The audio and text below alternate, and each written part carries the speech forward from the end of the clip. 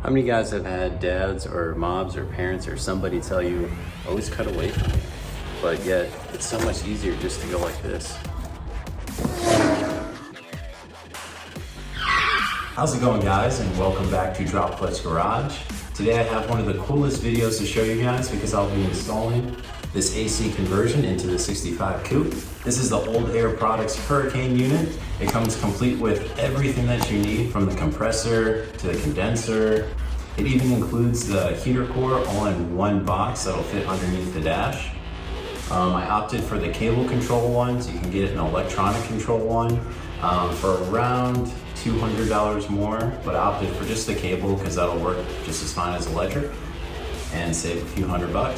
So let's go ahead and get this system unboxed and see what it comes with.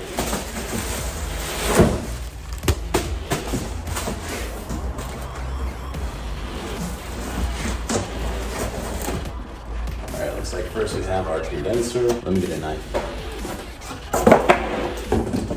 All right, looks like we have our hoses. We have another box.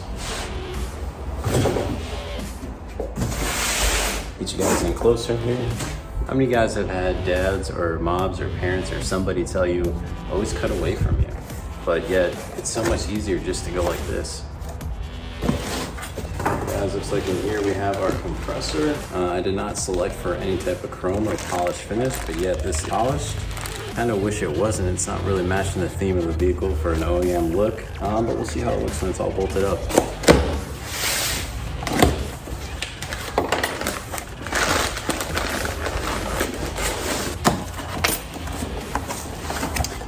Here we have a 3-rib crankshaft puller, which I already have one installed on the car, so this is going to be an extra. Looks like we have all of our hardware here for the mounting of the compressor. We have our brackets. Looks like they are natural finish. We'll have to shoot those with some black engine paint before we install them. Look like they're laser cut, very nice quality.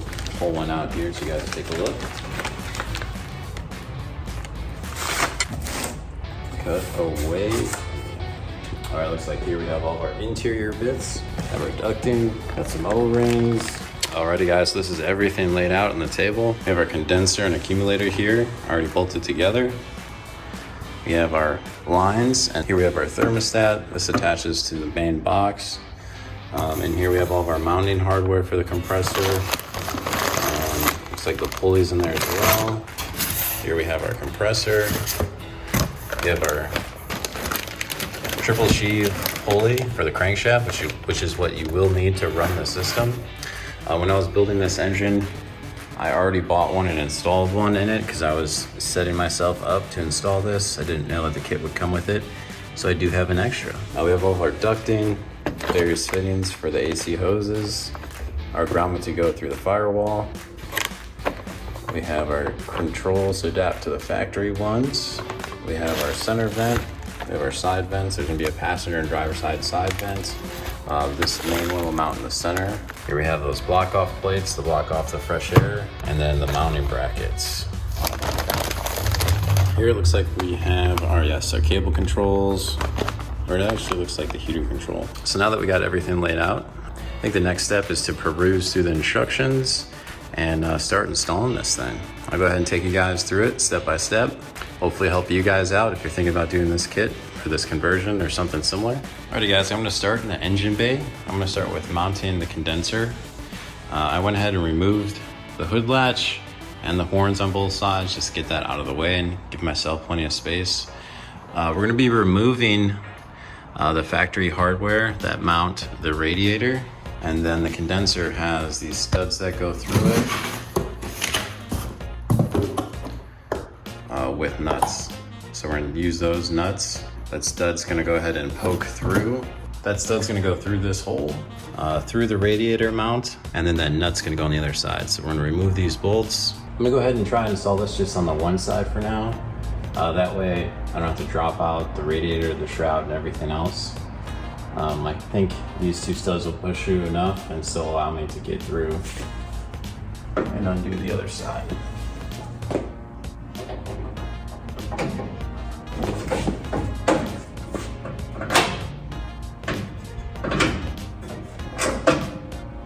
All right guys, you can see I had a couple threads started right there. So go ahead and get some started on the bottom one, and then I'll remove the old hardware on this side and get the new ones pushed through.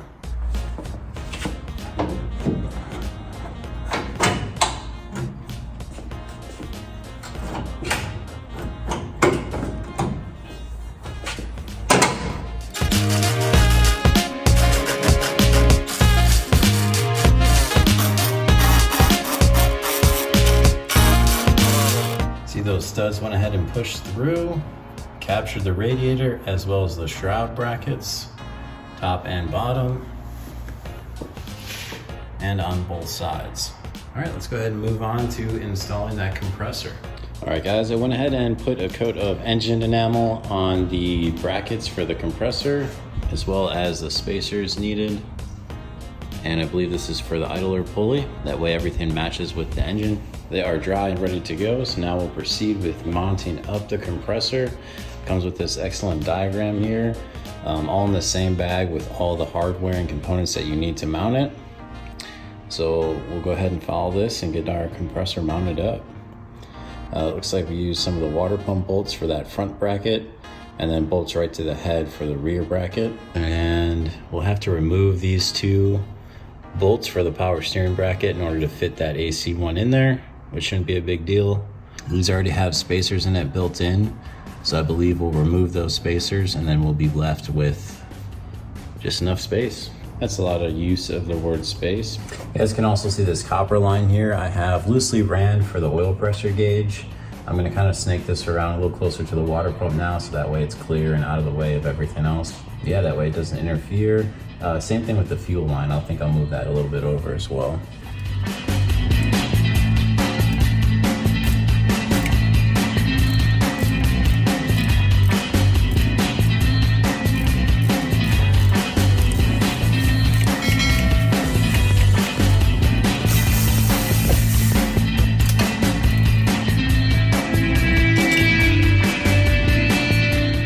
Our plate's gonna mount just like this. We're gonna have these 3/16 washers or spacers between the plate and the head, followed by a 3/8 and 1-inch bolt with a lock washer. So I'll go ahead and get this one started here that isn't utilized for the mounting of the power steering pump.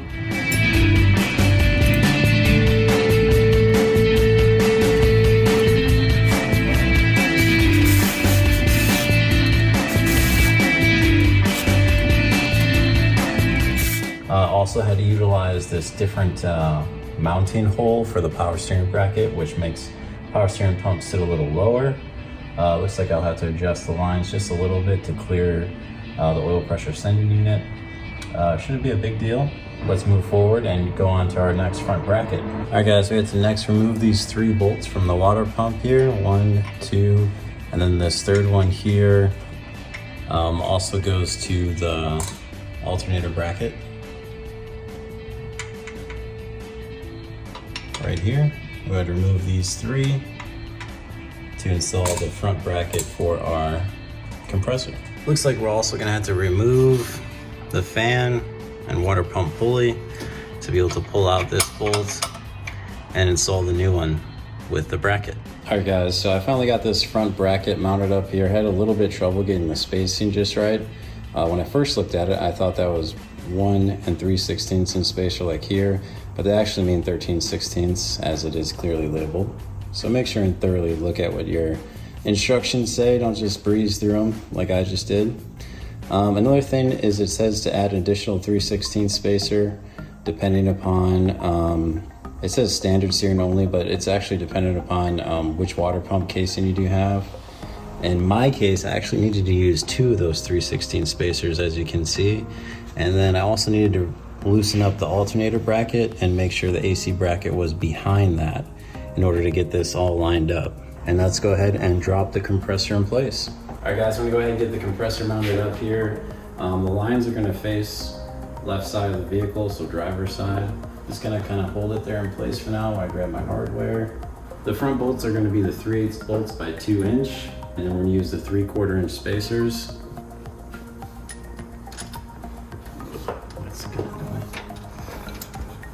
So they want the bolt through the compressor, then through our 3/4 inch spacer, through the bracket.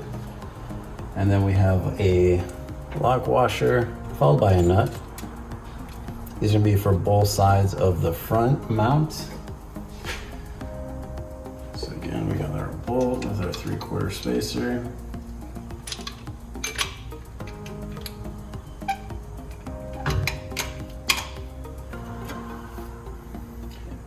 Our lock washer, lock nut. All right, and then for the rear mounts, guys, we have our 1 7/16 spacer. And then we have our 3/8, 2 3/4. Alrighty guys, went ahead and had to drill these 2 holes out with a 1.5 inch hole saw for the lines coming out of the condenser, top and bottom. Bottom one here has your pressure switch. You can see that right down there. Looks like I may have to relocate the coolant overflow, maybe just push it back a little bit so that line can fit through there. But at this point, guys, the AC compressor is fully mounted in place with the idler pulley. Just got to get the belt for that. Doesn't come with the kit, and she'll be all set. Alrighty guys, I'm gonna go ahead and wrap up this video right there. I'm actually gonna do this in a 2-part series. So in that one, you saw that we got the compressor all mounted, the holes drilled through the core support, so we're all ready. Basically all complete in the engine bay. The part 2, we're gonna complete this whole thing up. We'll get that whole box and heater core installed inside the car, and then go ahead and connect those lines up. As you can see, we started some body work here on the 65. It's looking almost like a car, guys. So we're gonna have a video on this as well, getting the body all prepped for paint, as well as a trip to the paint store and a reveal of what color we're gonna paint this thing. So pretty excited, lots of good things coming in the future. Be sure to check us out on Instagram at Drop Clutch Garage, where you'll see some more updates, and I'll try to get out some more videos. And as always, guys, thank you so much for watching, for subscribing and liking. I'll catch you next time.